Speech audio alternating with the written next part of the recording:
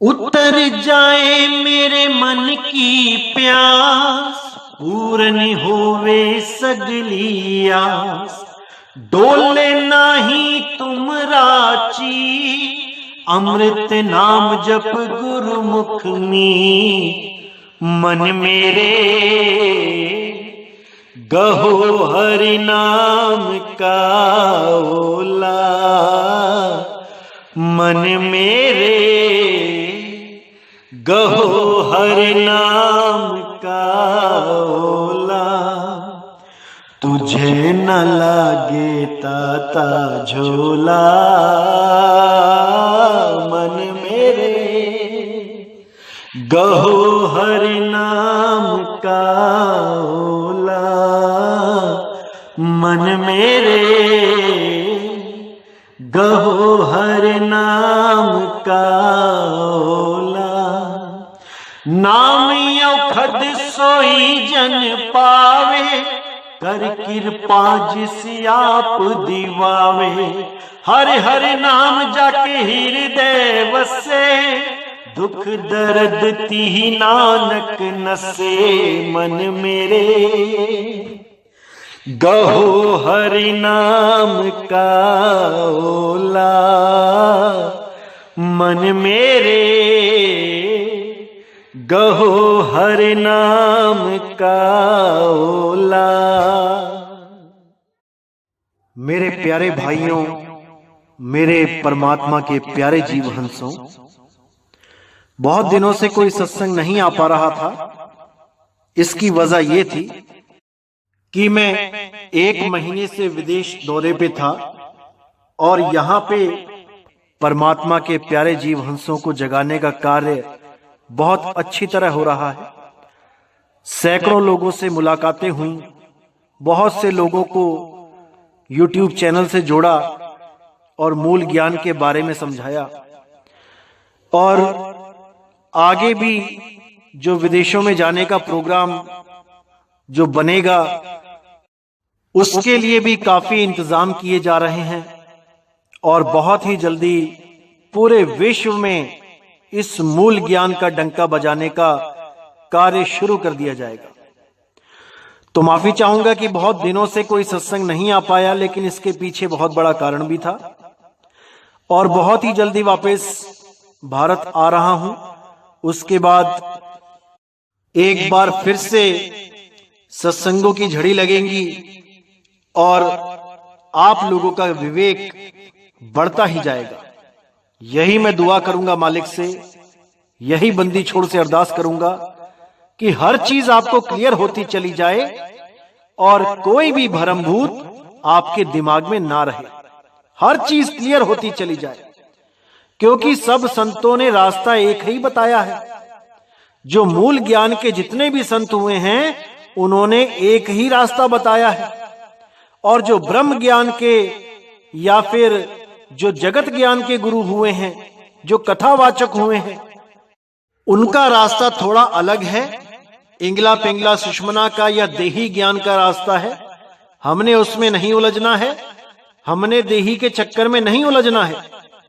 हमने विहंगम योग को समझना है कि विहंगम योग क्या है, कैसे परमात्मा से सीधा जुड़ा जा सकता है, इस पे विचार करना है, इसको समझना है। तो बहुत से लोग आएंगे आपको भरमाने के लिए भी, उनको भी अच्छी तरह समझना है कि कौन कहां पे भरमाना चाहता है।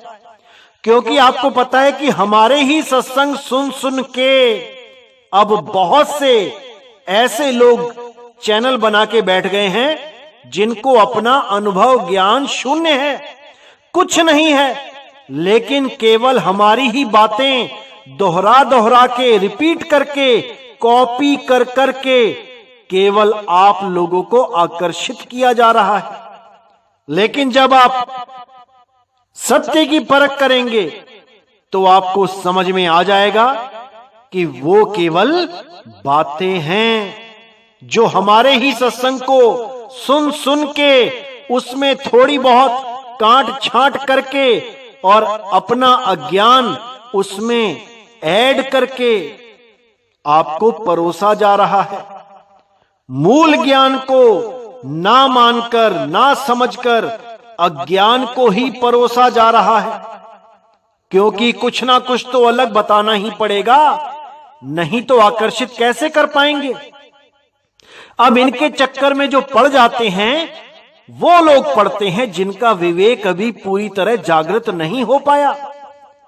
जैसे मैंने पहले भी बताया था कि लकड़बग्गा शेर का मुकाबला नहीं कर सकता, एक पल भी उसके सामने नहीं ठहर सकता, लेकिन शेर के बच्चे को वो नहीं छोड़ता, क्योंकि अभी उस शेर के बच्चे में इतना सामर्थ्य नहीं है कि वो उस लकड़बग्गे का मुकाबला कर सके।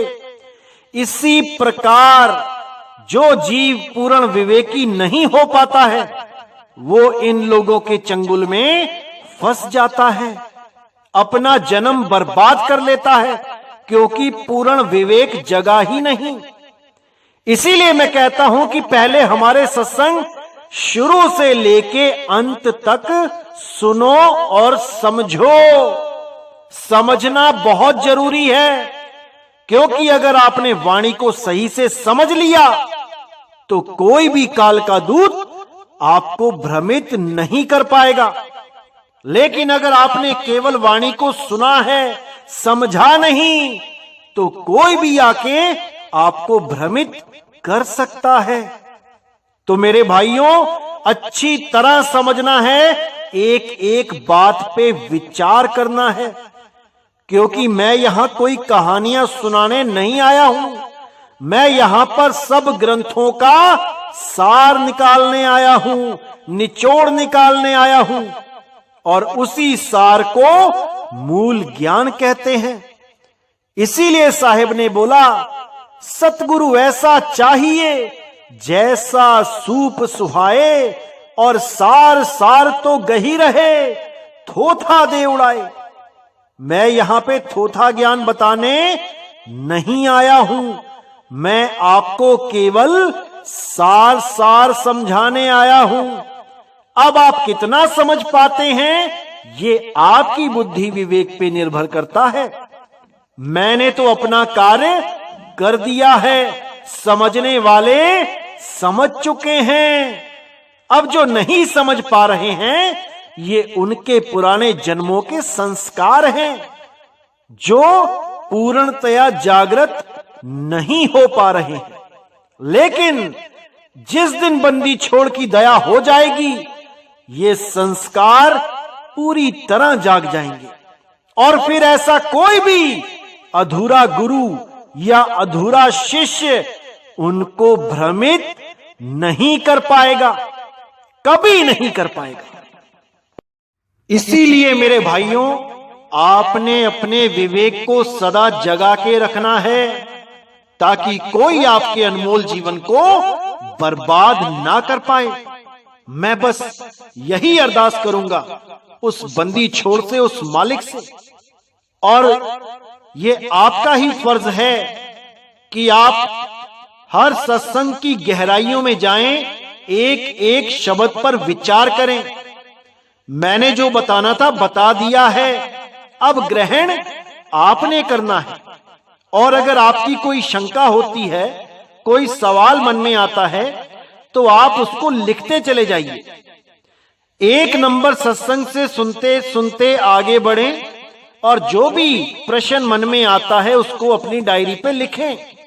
मैं पूरे विश्वास के साथ कहता हूं कि जैसे ही आप आगे से आगे बढ़ते जाओगे, वो लिखे हुए सारे सवाल, वो सारे प्रश्न आप स्वयं ही काटते चले जाओगे, क्योंकि उनका जवाब आपको आने वाले सत्संगों में अपने आप मिलने लग जाएगा। और धीरे धीरे इतना विवेक बढ़ जाएगा कि सवाल ही खत्म हो जाएंगे। हर चीज को आप खुद ही समझ जाओगे, क्योंकि परमात्मा ने कोई कमी नहीं छोड़ी है समझाने में, वो समझा ही रहा है। अब ये आप पे निर्भर करता है कि आप कितना समझ पाते हो। जैसे एक क्लास में 60 बच्चे हैं, तो टीचर तो समझा ही रहा है, लेकिन उन्हीं 60 बच्चों में से कोई फर्स्ट आ जाता है, कोई सेकंड आता है और कोई फेल भी हो जाता है। इसमें टीचर का कोई कसूर नहीं है, ये कसूर उस बच्चे का है जो ध्यान नहीं दे रहा। टीचर ने तो अपना काम 60 के 60 बच्चों के लिए एक समान किया है, लेकिन कौन कितना ग्रहण कर पाता है ये उसका विवेक, उसकी बुद्धि पर निर्भर है कि वो कितना समझ पाता है कि क्या समझाया जा रहा है।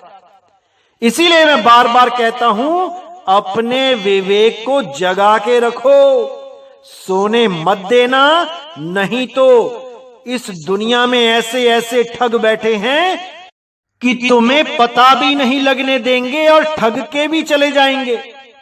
क्योंकि ठग हमेशा विश्वास जीत कर ही ठगी मारता है। ठग कभी चोरी नहीं करता, ठग कभी डाका नहीं डालता, वो तुम्हारे विश्वास को जीतता है और एक दिन विश्वासघात करके चला जाता है। इसी प्रकार ये जो काल के दूत ठग बैठे हैं, ये तुम्हारे विश्वास को जीतते हैं। मीठी मीठी बातें सुना के, वाणियों को तोड़ मरोड़ के, इनके पास अपना अनुभव ज्ञान तो कुछ होता नहीं, केवल दूसरों के सत्संगों की कॉपी करके, नकल मार के केवल आकर्षित करना ही जानते हैं। ऐसे लोगों से सावधान रहना है मेरे भाइयों, सावधान रहना है। और हर बात को, हर सत्संग को अच्छी तरह समझ के उसके सार को ग्रहण करना है, ताकि कभी भी जीवन में धोखा ना खा पाओ।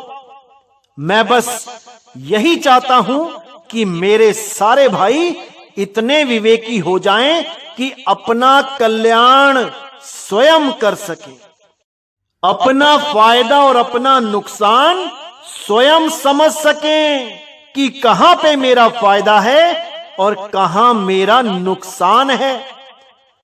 तो मेरे भाइयों, थोड़ा सा और इंतजार करेंगे, उसके बाद मैं लगातार सत्संग दूंगा आपको। और जो परमात्मा की मूल वाणियां जो आपको अभी और समझानी है, ताकि हर प्रकार के भ्रम का नाश हो सके और भविष्य में भी आप बिल्कुल सेफ रह सको, सुरक्षित रह सको। क्योंकि जैसे वायरस अपडेट होके आता है, वैसे ही ये काल के दूत भी अपडेट होके आते हैं। तो इनसे कैसे अपनी रक्षा करनी है, इनके अज्ञान से कैसे बचना है, ये सब भी आपको आने वाले सत्संगों में अच्छी तरह समझा दिया जाएगा, ताकि आप सदा के लिए सिक्योर हो सको, सदा के लिए सुरक्षित हो सको। क्योंकि सबसे जरूरी है सुरक्षा, इससे जरूरी कुछ भी नहीं। जैसे हम आज इस महामारी से लड़ रहे हैं और जो सुरक्षा नहीं कर पा रहा है अपनी, वो इसकी चपेट में आता जा रहा है। इसी प्रकार अज्ञान भी एक वायरस ही है। अगर आप पूरी तरह विवेकी नहीं हो पाए तो ये वायरस आपकी हानि कर सकता है। इसलिए मैं हमेशा यही प्रयास करूंगा कि आपको पूर्णतया सुरक्षित करके ही इस दुनिया से जाऊं। इसलिए मेरे भाइयों, हर चीज को गहराई से समझना है और आने वाले सत्संगों में इतनी गहराई छुपी है कि आप एक एक चीज को समझ पाएंगे कि परमात्मा ने कितनी गहरी वाणियां, कितना बड़ा अनुभव ज्ञान छुपा के रखा है ग्रंथों में। लेकिन ये अधूरे गुरु उन ग्रंथों को पढ़कर भी उस अवस्था को समझ नहीं पाते, उस भाव को समझ नहीं पाते जो वाणियों में पहले से ही दर्ज कर दिए गए हैं। क्योंकि इनको अभी अनुभव ज्ञान नहीं है, ये केवल किताबी कीड़े बने हुए हैं। केवल किताबें पढ़ पढ़ के सुनाने में ही अपने आप को महान समझते हैं, अपने आप को ज्ञानी समझते हैं। लेकिन उस ग्रंथ की वाणियों में क्या गुप्त भेद छिपे हैं, वो अनुभव ज्ञान कैसे इन वाणियों में दर्ज किया गया है, इस भेद को ये लोग कभी नहीं समझ सकते, इसीलिए हमारा विरोध करते हैं।